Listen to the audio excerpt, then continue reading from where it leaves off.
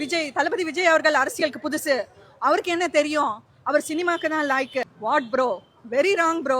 திரு முத்துவேல் கருணாநிதி ஸ்டாலின் அவர்களே, 2026ல நீங்களும் உங்க மினிஸ்ட்ரியும் ரிட்டையர் ஆகிறதுக்கு ரெடியா இருங்க. இந்த வாரிசு அரசியல்ன்றது கண்டிப்பா ஒழியணும். தமிழ்நாடு அழிவை நோக்கி போயிட்டு இருக்கு. நான் ஒரு தமிழச்சி, என்னோட தமிழ் ரத்தம் கொதிக்குதுங்க.